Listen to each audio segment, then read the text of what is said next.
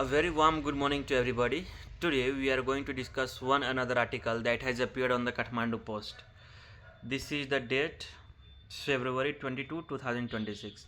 Now let's move on to the article. Let's move on to the opinion column first. This is the opinion column and here is our article. Cost of indifference. Here you can find a picture where a dog is biting an adult like us. This writer is talking about a surge in rabies cases and polio in general in Pakistan. Let me first go through polio. As we were child, we all knew when we were child at at those days so many vaccines, oral medicines were provided by the government authorities, by the local municipalities to us, but those days we didn't know for what purpose we were taking those medicines. But today we can comprehend, we can understand those medicines were for better future. Those medicines were for our better future and to be healthy in the future. And today Nepal has been declared a country where polio is free, means there is no polio has been eliminated completely. Nepal has been declared. So many other countries as well. India has also been declared, the United States also has been declared. So almost all the countries of the earth have been declared polio free countries except two countries in the world. First, Afghanistan. Second, Pakistan. For Afghanistan, we can understand that Afghanistan suffered a brunt of Soviet invasions, a brunt of American invasions continuously for decades altogether. So for Afghanistan, we can understand that country is not having such a great economy, so it can cripple polio cases because because the economy was crippled by those invasive forces, right? So Afghanistan has no so much wherewithal to uh, you know to eradicate polio or disease like that. But when it comes to Pakistan, it is a disheartening news because Pakistan never suffered a brunt of invasions as Afghanistan did, right? So this is the thing. So this writer is a desperate. This writer is expressing a disheartening news, a desperate news. Let me first talk about polio in Pakistan. Almost, almost almost 20 to 30 people are uh, reported with polio. Polio cases are reported in hospitals. 20 to 30 reports are there annually in Pakistan. So this writer is talking about that. Let me tell you, polio can be mitigated, polio can be eradicated if the mitigation process and eradication process is done properly with proper planning. In Nepal, so many process, so many awareness campaigns, so many mitigation activities were carried out by the government. So was in Pakistan. My mitigation process were also carried out in Pakistan in large numbers. But the thing is that this writer is talking about, if so many money were spent to mitigate or to curb polio cases. So this writer is talking, if half of those monies which were spent for a campaign, for other activities, for half of those monies if had spent for sewer, sewer management, drainage construction, and all those things, then Pakistan would have been a free country at this juncture, a free polio country at this juncture. So this writer is talking about this. He is not only talking about problems or the situation, but he is also talking about the solutions as well. Look, he is saying,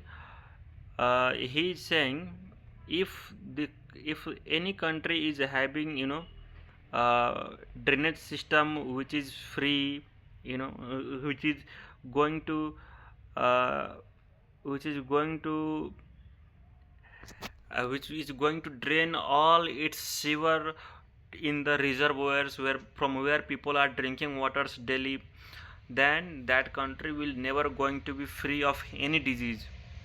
Cholera will be prominent in those countries. Diarrhea would be how to say, prominent in those countries, and some other disease like dysentery. Dysentery is also one of the dangerous disease of a stomach. So feces should be, maintained properly. Drainage system would be thoroughly built, thoroughly planned and then built. He is talking about that. He is also talking about uh, government, did so many other activities, so many erroneous activities, like distributing 1000 pink scooties to the students, 10,000 laptops, and 1 million ration bags throughout the country. That is insignificant. Those activities are insignificant, irrelevant. If people are not healthy, how could they study? How could they walk? How could they travel if you are giving a scooty then? So he is saying these activities are erroneous. We must not look at spending our treasury on providing 1000 scooty, laptops, or ration bags, but to provide a proper drainage system, proper drinking water system, proper reservoir for drinking waters. People are defecating on the streets. Those defecation eventually goes, or by rain, that leads those defecation or those feces are going to be mixed into the reservoirs or in the river from where people are drinking waters. And eventually, by drinking those kind of contaminated waters, people are going to face so many disease, so many stomach guts disease, right? So these are not good. So this is the case about uh, uh, you know uh, what is this? This is the case about let me I this is the case about mm, polio, right? So this article, this man is talking about polio, the surge in polio. Still, Pakistan is suffering with polio. It is a distressing news because he is saying political parties, political authorities, and dignitaries, they are going outside abroad and they are having dinners with so many dignitaries like Donald Trump and Russian President Vladimir Putin. They are having dinner with them, but they are overlooking their own citizens. They are overlooking their own countrysides living people. Go and look at them. They are not having proper drinking water. They are not having proper health condition. So this is his one of the concerns, and another concern is that he is talking about a surge in rabies, a surge in stray dog bites. Let me tell you, Karachi, Lahore, and some other sporadic or small cities in Punjab province in Pakistan, they are having huge numbers of stray dogs, and they are biting because of they have gone mad because of the rabies, and they are biting younger and children, and those are facing serious illnesses. And doctors are reporting almost 4,000, you know 4,000 stray dog bites annually. 4,000 cases of stray dog bites annually they are reporting. Look at this number. And among 4,000, 4 lakh, sorry, it is 4 lakh annually. 4 lakh cases annually have been reported by the doctors in Pakistan, and among them 1,000 people are dying eventually. And others are languishing either with their health condition or with the wounds. So this is the case. And in Pakistan falls under top 5 countries which have seen a surge in rabies disease, okay, and dog bites disease. So this person is saying, this writer is saying about how to mitigate or how to eradicate such kind of, you know, this is also one another thing you can understand. Per year, per day, 18,000 newborns are there in Pakistan, and it is a grim condition that they are having the same history, same where stray dogs are prevalent and they are biting the newborns, the child, the adults, and they are facing a series of medication, a series of disease. So this is the thing. So this writer is also providing a mitigation way forward. Okay, here you can see he is saying something is called TNVR: trap, neuter, vaccinate, and tag.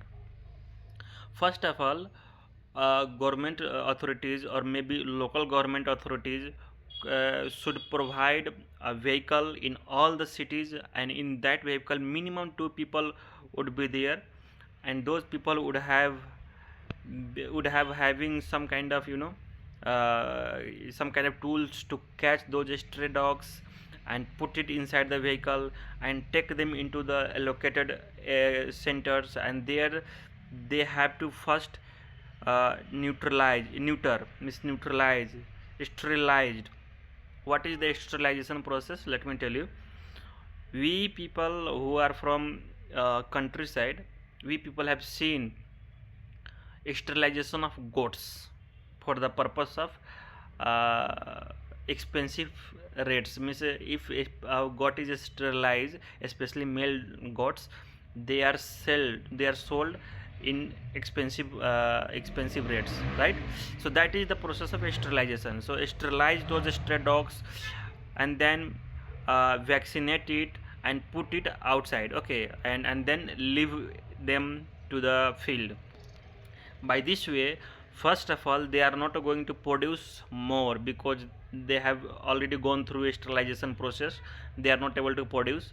Second, they are not going to spread rabies because they have been vaccinated, right? They have been vaccinated. And now those dogs would only could produce which are not having serious illnesses or serious rabies virus in their bodies, right? So those countries only, sorry, those dogs only could produce and roam around. So this is the thing. This article is all about this. So I would say in conclusion, this article is erroneous for us. This article is uh, not usable for us because we Nepali also face so many illnesses. Our country, our people are not left from serious illnesses by bites of dogs, by stray dog bites, rabies are there in Nepal as well. So you must focus first our countries, our citizens. Then if it is presented a kind of comparison, then it would be good. This is not a comparison. This writer is talking about his own country situation. So we must also, I have told it, I have elaborated it because of only study purposes.